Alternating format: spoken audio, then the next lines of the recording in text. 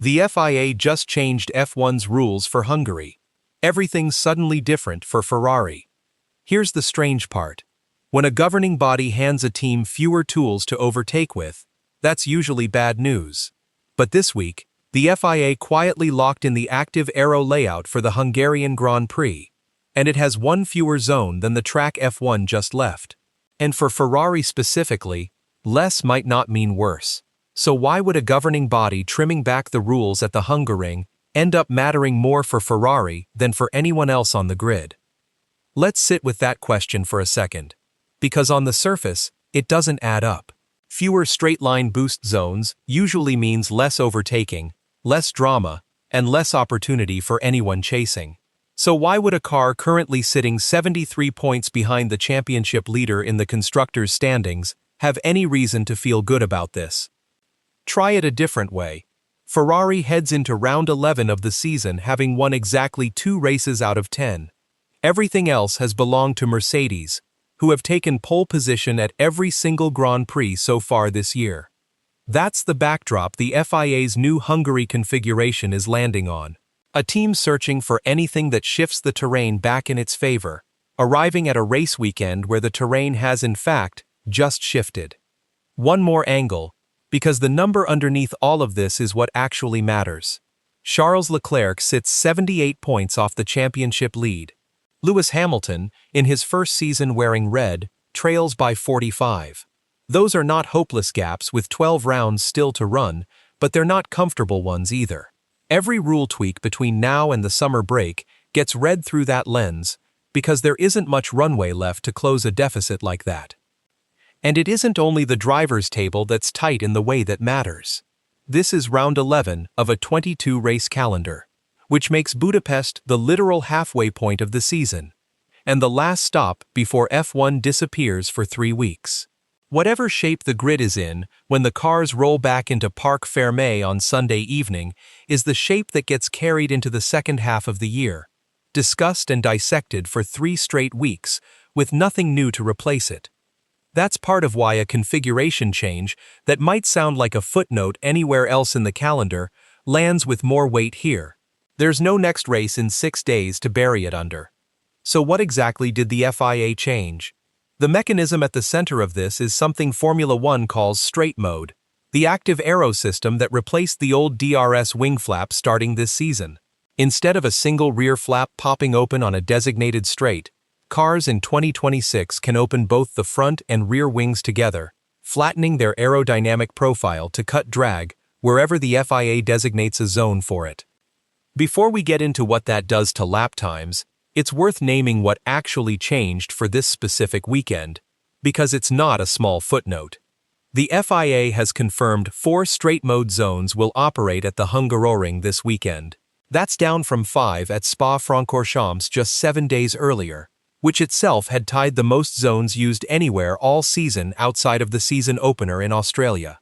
2 of Hungary's 4 zones sit where the old DRS zones used to be, on the start-finish straight and the short blast between turns 1 and 2. But there's a genuinely new addition this year. A straight mode zone now runs up the climbing, straight toward turn 4, the fast left-hander that's traditionally been one of the trickiest braking zones on the lap. A 4th zone sits on the short straight between turns 11 and 12. The detection point for the separate overtake mode energy boost, meanwhile, has been placed on entry to the final corner, with activation kicking in on exit, right where a car would need it most, heading onto the pit straight. Here's where it gets more specific, and where the effect actually starts to show itself. Straight mode reduces drag by flattening the wing surfaces, which increases top speed on the straights where it's active, but it also means a driver has to manage exactly when to deploy it, when to hold back for defense, and how that interacts with energy deployment from the power unit. Add a zone in a new location, like the run-up to turn 4, and you're not just adding straight-line speed, you're changing where drivers can realistically attempt a pass, and where a defending car needs to be alert. 4 zones instead of 5 doesn't just mean less overtaking in a vague sense. It means specific, mapped-out sections of a track where the calculus of racing wheel-to-wheel has been redrawn since last weekend. But naming the mechanism doesn't explain why Ferrari, out of 11 teams, would be the one worth watching here. For that, you have to go back further than this week's track map, to something that happened months ago, and quietly reshaped how the entire field starts a race. Earlier this season, the FIA adjusted the pre-race procedures to give teams more time to charge their turbos before lights out. On paper, that's a small administrative tweak. In practice, reporting at the time indicated it disproportionately helped every team built around a different turbo philosophy than Ferrari's, and effectively punished the approach Scuderia had committed to. Ferrari's engine, according to team principal Fred Vasseur, was designed around trading away outright starting speed in exchange for stronger race pace across a full Grand Prix distance. That's the kind of trade-off that made sense under the original rules. Under the amended charging window, rivals got closer to matching Ferrari's race-long strength while also closing the starting speed gap Ferrari had been counting on as compensation. So a chassis and strategy-focused rule change happening in Hungary this weekend isn't landing on a level field. It's landing on a Ferrari that's already been quietly disadvantaged once this season by a separate FIA adjustment nobody outside the paddock paid much attention to at the time. Now, it would be easy to build this entire story around Ferrari being squeezed again. But that's not the honest read of what a reduced straight mode count actually does, and it's worth pushing back on the tidy version of this narrative before it hardens into something it isn't. The Hungaroring is not Spa. It's a tight, twisting, comparatively low-speed circuit that rewards mechanical grip, front-end confidence, and chassis balance over raw straight-line horsepower. Its short straights and heavy sequence of linked corners have historically punished cars built primarily for high-speed stability, and rewarded whichever team nails ride height, downforce level, and tire management instead. That's precisely the kind of layout where Ferrari has historically been competitive, even in seasons where its power unit trailed the field. And it's exactly the profile several outlets pointed to, heading into this weekend, as a track that could favor Ferrari's chassis-first approach after 2 straight rounds dominated by energy management arguments. Fewer straight mode zones, on a track that was never going to reward pure straight-line speed in the first place, arguably matters less here than it would somewhere like Spa or Baku, where the entire lap is built around a handful of monster straights. There's a further wrinkle worth sitting with honestly. If straight mode zones are what allow a trailing car to close up and pass, then reducing their number on a circuit already notorious for difficult overtaking could just as easily lock in whatever the grid looks like after qualifying, rather than opening the door for anyone to change it during the race. That cuts against Ferrari too, if Ferrari isn't the one starting at the front. So this isn't a story with a clean villain or a clean beneficiary. If anything, a circuit that neutralizes the advantage rivals gained through aggressive engine deployment elsewhere this season could be the one place where Ferrari's season-long trade-off finally pays for itself instead of costing them. But it could just as easily reward whoever qualifies best and simply hold station behind fewer opportunities to be challenged. The honest answer is that this rule change cuts both ways, and which way it actually cuts won't be clear until Sunday's grid and race pace tell us something concrete. What doesn't change, regardless of which way the aerodynamics argument breaks, is the pressure sitting on this team right now. Fred Vasseur has spent the season defending decisions made more than a year before a single lap of 2026 racing happened. Decisions about engine architecture that are now being second-guessed in real time because a governing body altered a procedural detail mid-season. That's a particular kind of pressure, being asked to justify a choice you can no longer change, in a sport where every rival is actively adapting around you. Hamilton, meanwhile, is navigating his first title campaign in Ferrari Red at 41 years old, chasing what would be an 8th championship while sitting 45 points off the pace after a difficult stretch that included a first-lap incident with George Russell at Spa and a fine for a close call involving a mechanic during a Ferrari pit stop. That's not the start either Hamilton or Ferrari envisioned when the partnership was announced, and every race weekend since has carried a slightly heavier scrutiny because of it. Leclerc, for his part, has quietly strung together the kind of results that keep him mathematically live in the title conversation.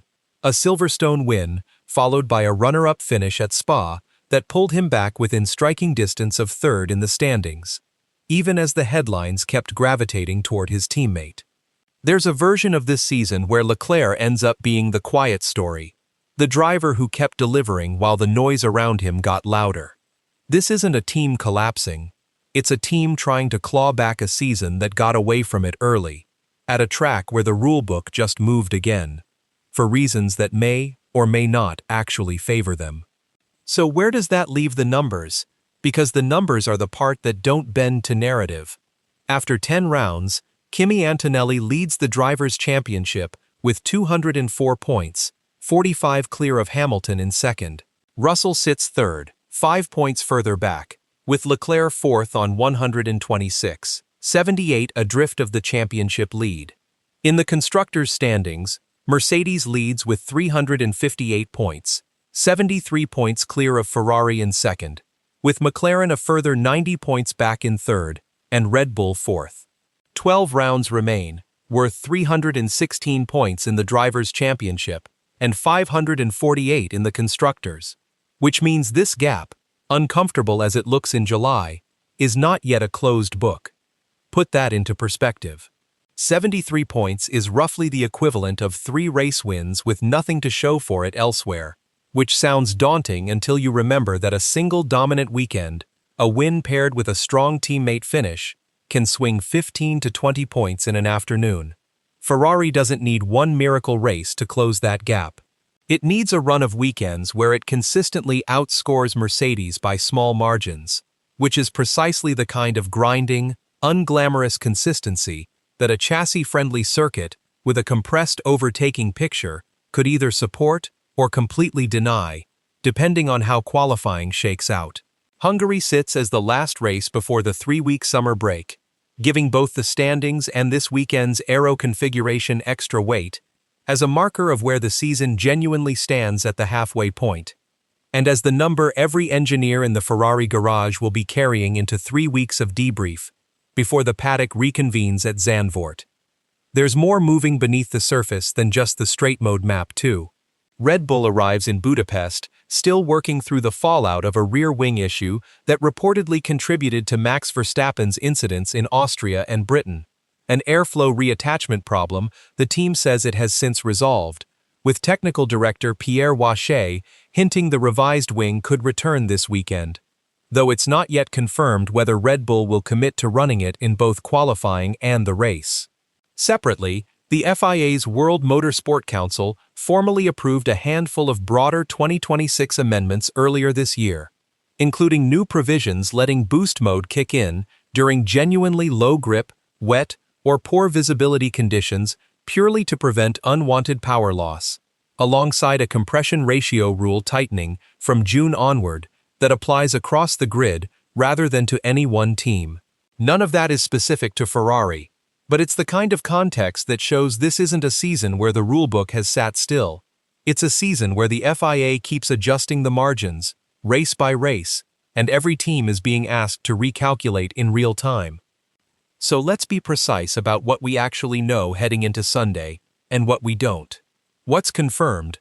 4 straight mode zones at the Hungaroring this weekend, 1 fewer than Spa, with a new zone added on the run to turn 4, and the overtake mode detection point moved to the exit of the final corner. What's confirmed? The points gaps in both championships, and the turbocharging procedural change that reportedly disadvantaged Ferrari's starting pace earlier this season. What's confirmed too is that this circuit has historically rewarded chassis balance over straight-line power, and that Ferrari has scored 2 wins and a string of podiums this year on tracks that demanded exactly that kind of car. What remains genuinely open is whether a low-speed, chassis-focused circuit with fewer overtaking zones ends up helping the team that builds its car around race pace over straight-line speed, or whether Ferrari's recent momentum from Spa was more about Leclerc's execution than any structural advantage this specific rule change hands them. It's also unclear, at this stage, whether Red Bull's revised rear wing returns to the grid this weekend. and what that would mean for the order further up the field, regardless of what the straight mode map allows. That part is not settled. None of it will be settled until qualifying and the race actually happen, and even then, one weekend rarely proves a theory on its own. What is worth watching closely, once the checkered flag falls in Budapest, is whatever the stewards decide about the incidents already under investigation from this very weekend, how Ferrari's pace stacks up against Mercedes across a full Grand Prix distance rather than a single lap, and whether the summer break gives this team the room it needs to turn a rulebook that might be quietly on its side into results that actually show it.